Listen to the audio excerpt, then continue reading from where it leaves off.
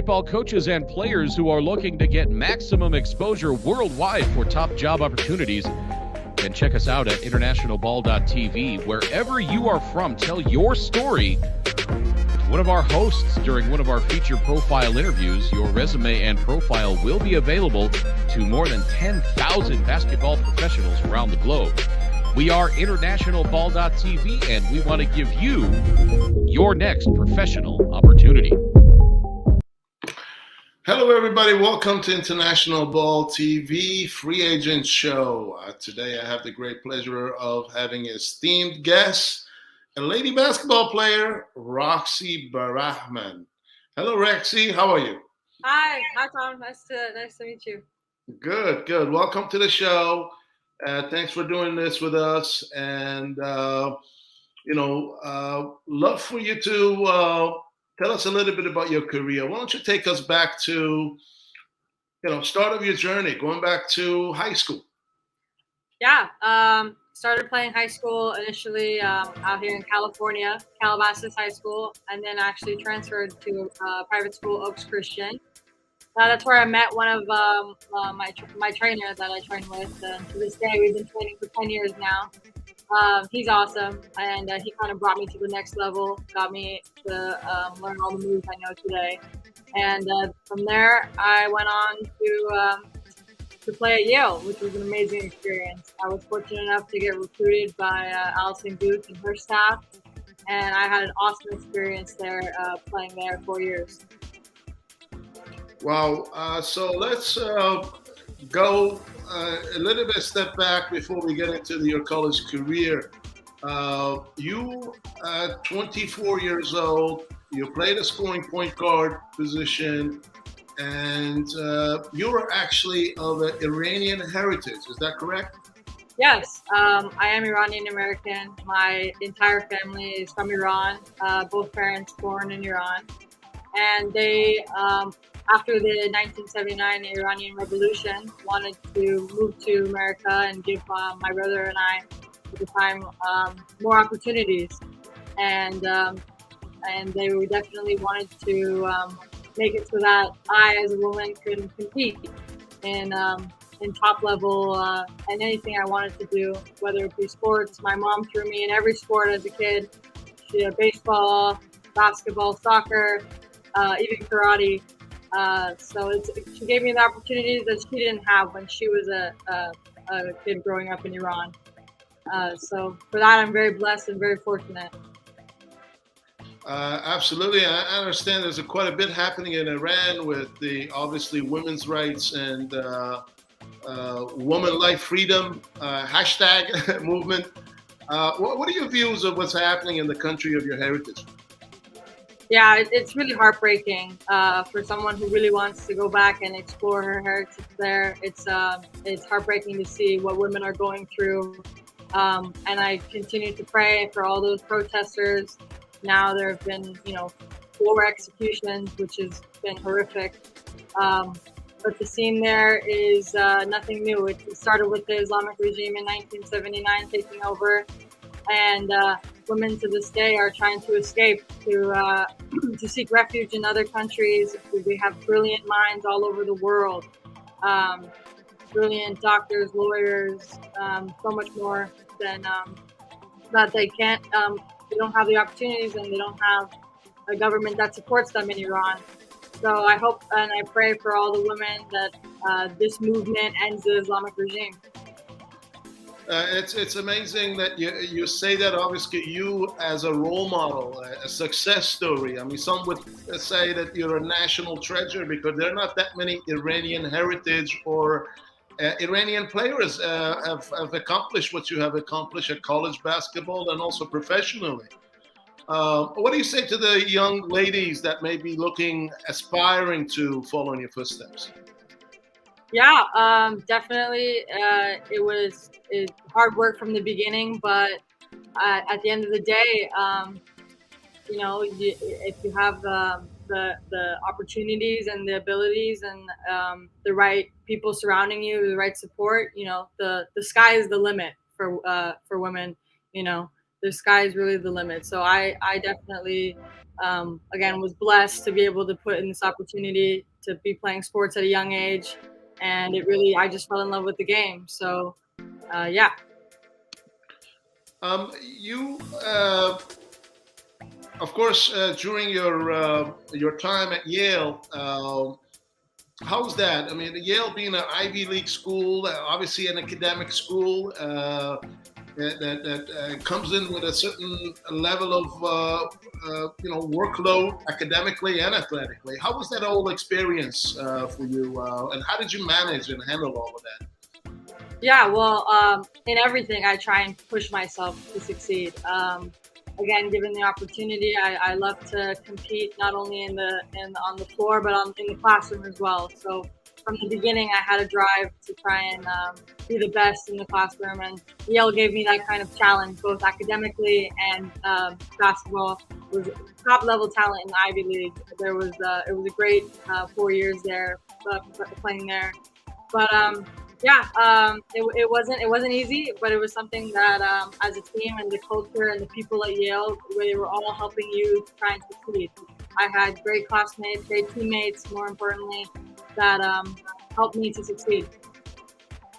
Excellent. Talk a little bit about your your off season. Obviously having gone through the whole grind and the process of graduating from high school, going to your university, what does it take to achieve the goals that you have as a professional basketball player? Yeah, well, I knew I wanted to play professionally. Like when COVID cut our season short, we weren't able to make it, far into my senior postseason. But I definitely continued training and thought I'm not done with this. And my trainer AJ and I, AJ Moye, he played at Indiana and then professionally himself. We continued to train every day, and he kind of instilled in me the ability and the confidence to continue playing at the professional level. And so yeah, I really wanted to continue being the best, and I felt as though I hadn't seen top talent yet, and I wanted to always compete at the highest level. So for me, that's what I wanted to do. Amazing.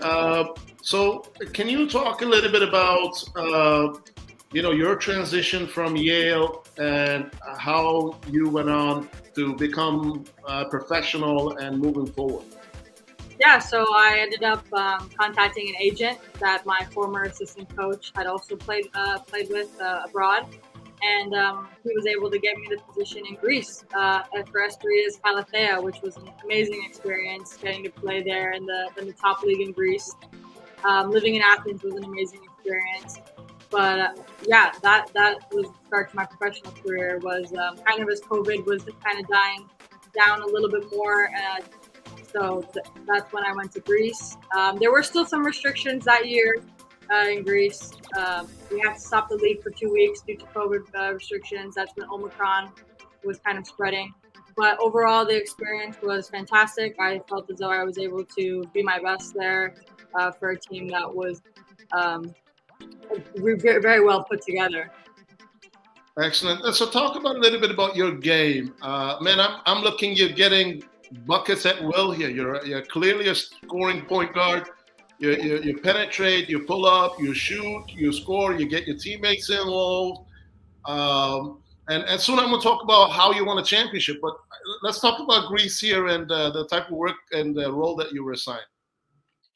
Yeah, Greece, I was definitely told to be the point guard and not only be a scoring point guard, but find my teammates. And I'm always looking as a point guard to make the right play, whether that be my own shot or finding the pass for my teammates. I'm always trying to make the right play. So, and most of the time, me having the ability to score really opens up the floor for my entire team. So that's kind of my game for sure. Okay. What are your future aspirations moving forward? I mean, you're still, you're in your second year, moving to third year of pro, but what are your aspirations as you continue on shining in your career?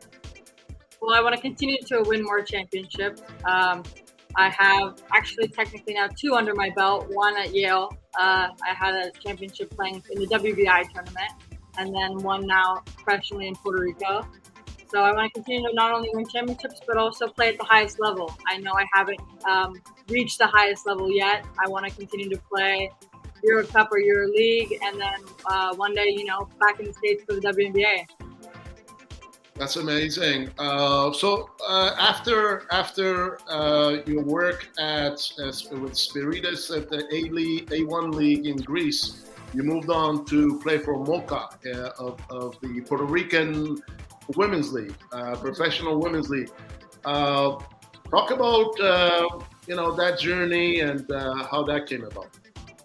Yeah, that opportunity was presented by my agent as well, and I thought it's close to the U.S. How awesome! And I also heard it's a very strong league. And Puerto Rico this past season was definitely up there as one of the strongest leagues, and it definitely felt like it. There was awesome talent there, a lot of WNBA players, and it was a great opportunity to play against top-level talent. And doing that, I learned a lot. Definitely, and we were able to work with my teammates. I had an awesome team, awesome management, and they put together a really great team for us to be able to go ahead and win the championship there, which was incredible. It's a shorter season in Puerto Rico, only 3 months, but jam-packed with games. We had 3 games a week at some points. So it's a tougher season, but shorter, and it was definitely very rewarding. So what was there a difference in your role that you had once you played as a point guard in Greece and how you moved on to Puerto Rico after? Yeah, we had another great guard on the team who was a primary ball handler in Puerto Rico. So for me, I played a lot more as a shooting guard, coming off and shooting the 3 or creating as in transition. So my role here was a little bit different. As the primary ball handler in Greece, I kind of had the ball all the time in my hands. But in Puerto Rico, I learned how to be a role player shooting guard and just, make the right plays yet again. Moving forward, just regards to the work that you continue aspiring to do. Obviously, basketball is your passion, and this is what you do. This is what you love doing. What are some of the short-term and long-term goals you have set for yourself?